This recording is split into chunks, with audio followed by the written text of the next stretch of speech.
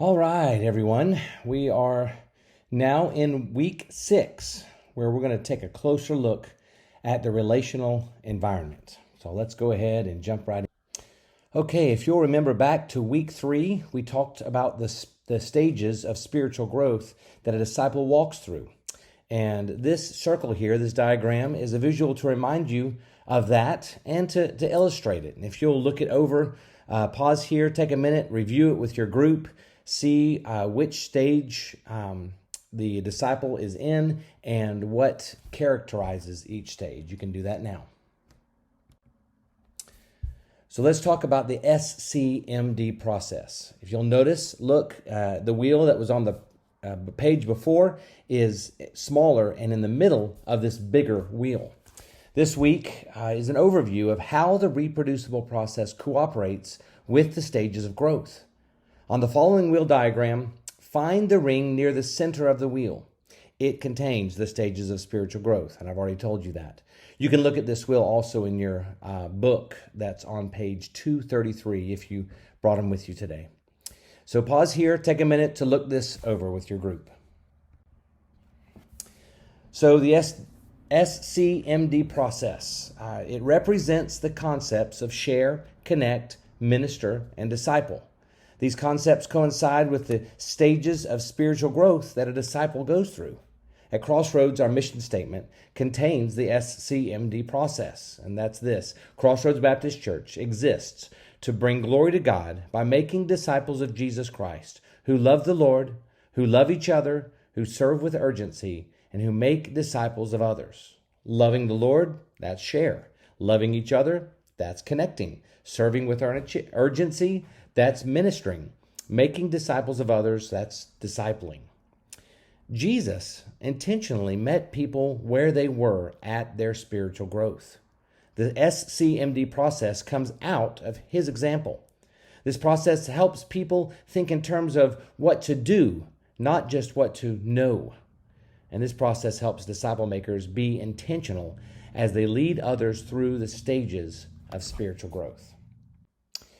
Okay, so let's go through an overview of how we bring a person through the SCMD process. First of all, we share.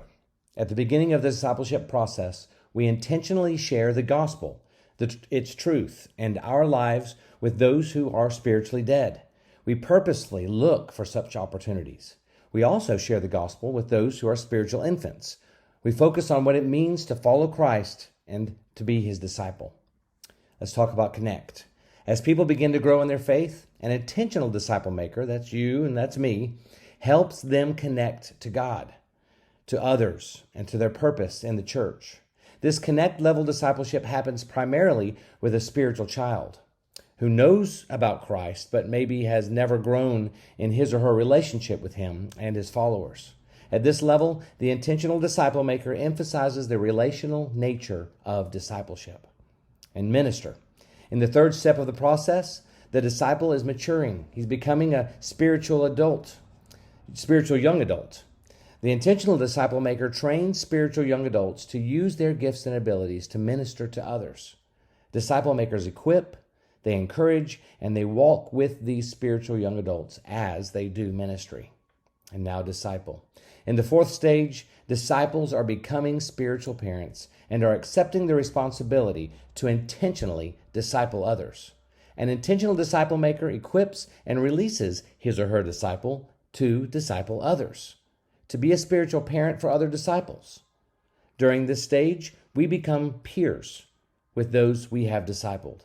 We now support each other to make disciples. I hope that makes sense. So let's apply the SCMD process to some scenarios. You can pause here and work as a group to describe what the following people need as part of the SCMD process. Name where they are. Are they spiritually dead? Are they an infant, child, young adult, parent?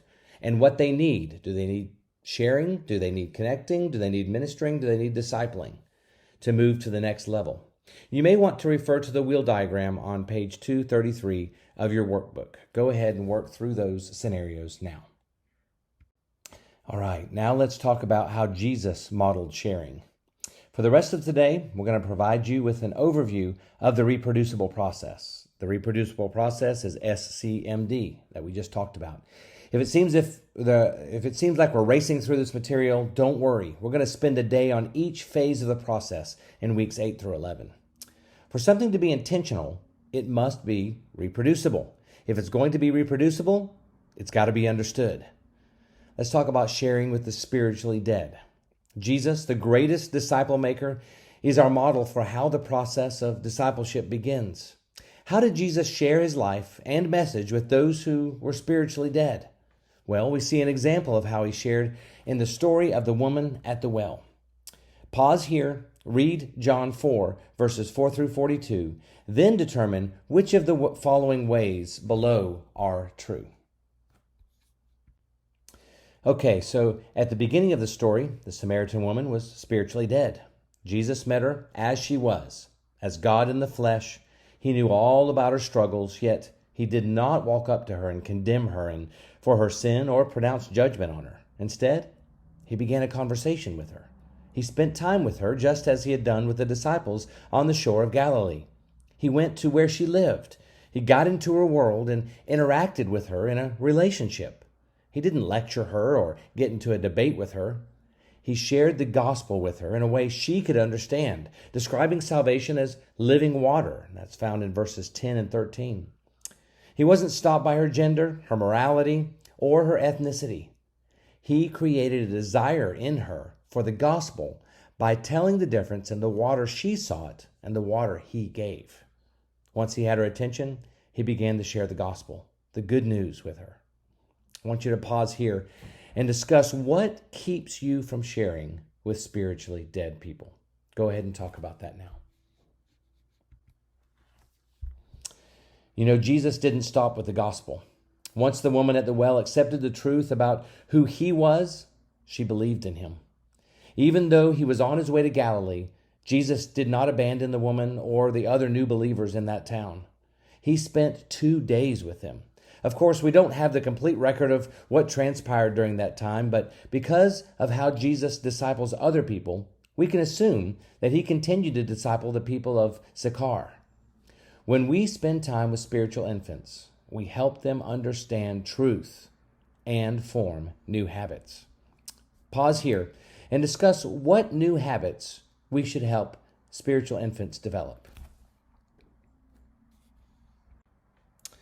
Hopefully, you named some or all of the habits below: regular Bible reading, consistent church attendance, prayer, tithing, commitment to a small group. These are all very important habits for a new Christian or to an infant, for an infant to start developing in their life.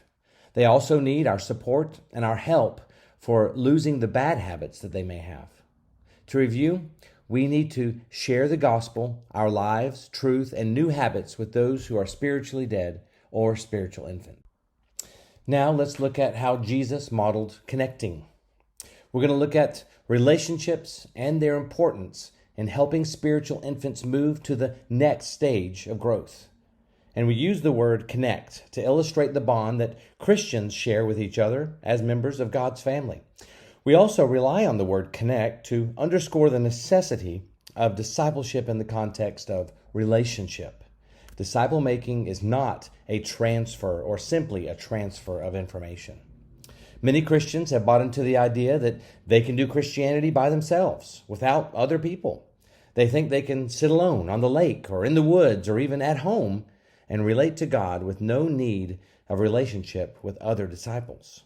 And while they try to stay connected to God, they ignore his design to be connected with others. Meanwhile, they're dying on the inside because no one truly knows them, and seemingly no one cares. Worse yet, they're not growing as disciples, and they're unable to fulfill Christ's command.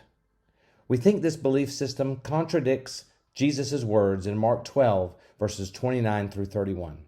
Pause here, if you would, and read Mark 12, verses 29 through 31, then answer the questions below as a group. Jesus modeled a deep, abiding relationship with his Father, God. The disciples observed Jesus' relationship with God in daily life as well as in times of distress. I want you to pause here now and ask 4 volunteers to read the following passages stopping after each one, stating a phrase that describes Jesus' connection with his Father. Go ahead and do that now. You know, Jesus knew that his disciples needed a relationship with God that went beyond surface knowledge. He spent time together with them, and he built a strong connection. They came into a relationship with God through Jesus. He connected with his disciples in a real bond, not in a distant association.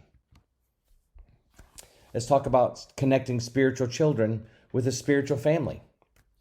Along with connecting to God, disciples need relationships with each other. As children need a family to be healthy, spiritual children need a family in order to grow strong and healthy. Jesus continually modeled and promoted connection with others. He didn't just meet with his disciples one-on-one for an hour a week. He also brought them into a small group of 12 to do life together. This group was inseparable for about 3 years. The level at which Jesus' disciples connected together in a group illustrates the value that Jesus placed on in-depth relationships. Though we may not be able to spend 24/7 with those who we disciple, we must be in relationship with them at a deeper level than just a weekly meeting. Pause here now, if you would, and read 1 John chapter 4, verses 19 through 21. Then answer the following question. Notice what happens if we don't love each other. If we don't love fellow believers, we cannot love God. Jesus prayed for this relational connection when he said, "May they be brought to complete unity to let the world know that you sent me." John 17:23.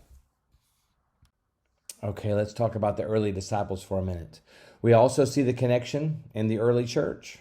We will look at this more in depth in a few weeks, but for now, pause here, read Colossians chapter 3, verses 12 through 17, then put the following phrases into your own words. After that, come up with an accurate definition of the discipleship connection. Disciples connected in a relationship means what? Go ahead and do that now. So Jesus modeled training for ministry. It's been a while since we've reviewed the definition of a disciple, and I'm wondering if anybody can remember it. Pause here and see if you can say it using the help below. Go ahead and try that now. A disciple of Jesus Christ is one who has been saved by faith in Jesus, who's surrendered to being changed by Jesus, and who is sold out to the mission of Jesus.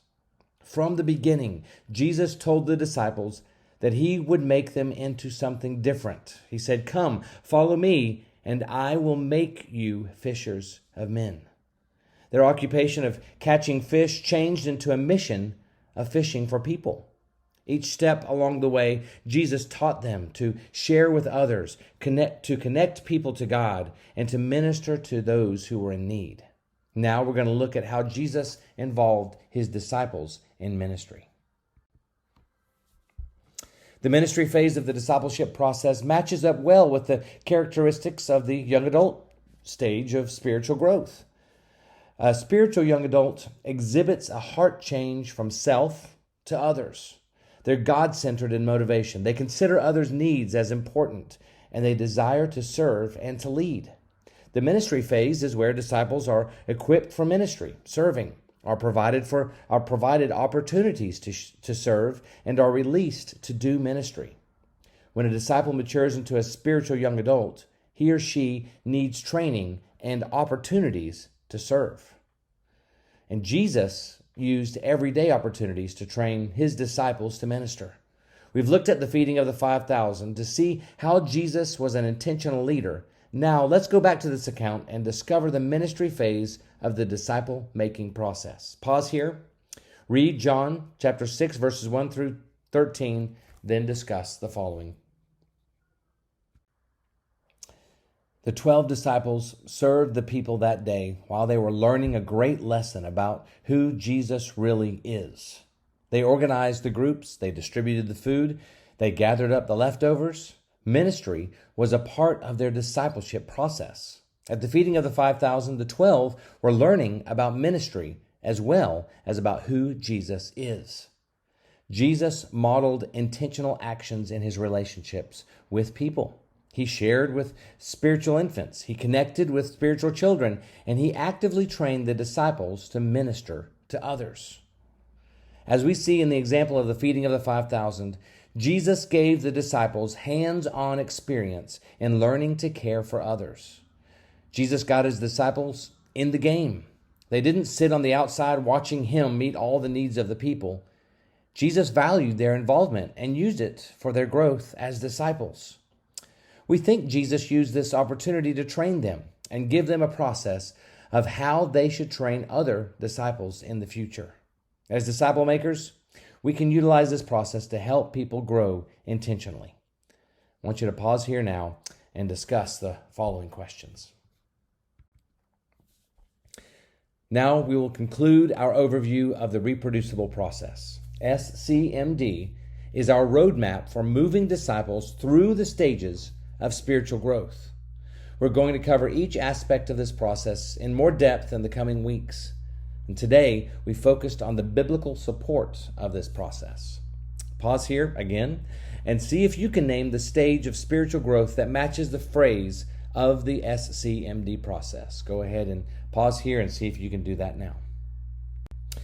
All right, now let's talk about the disciple phase and spiritual parents. Spiritual parents are ready and able to lead a person through the stages of growth, which means they're ready for the disciple phase of the process. Spiritual parents can share the gospel with people. They can help them get connected and get into the game. Spiritual parents are finally ready to learn how to cooperate with God in order to help others to become disciple makers as well. Spiritual parents are able to reproduce, able to feed themselves, to value the church team. During the disciple phase, they explain the discipleship process. They release those who are ready to disciple with the disciple maker along to help, and then they release those to disciple independent of the disciple maker. Let's talk about Jesus on the disciple phase. Pause here. Read Matthew chapter 28, 18 through 20. Then determine which of the following phrases are true and which are not. Let's talk about Paul on the disciple phase. Though we don't have a complete record of Paul's discipling as we do Jesus's, we know that the Apostle Paul made disciples. We can safely assume that he patterned his disciple making after Jesus. From a Roman prison, Paul wrote words to Timothy that had a similar message to what Jesus told the 12 in Matthew 28, 18 through 20. He released Timothy to teach people who in turn could teach others as well. Sounds like disciple making, doesn't it? Pause here now. Read 2 Timothy chapter 2, verses 1 through 2. Then think of this passage as a personal command, a command given to each of you by Jesus himself. What might Jesus add to these words to personalize them for each of you specifically? Go ahead and do that now. This concludes our time today. I'm going to see you next week where we're going to begin going in depth through each part of the SCMD process. Please remember to close your time together in prayer. I'll see you next week.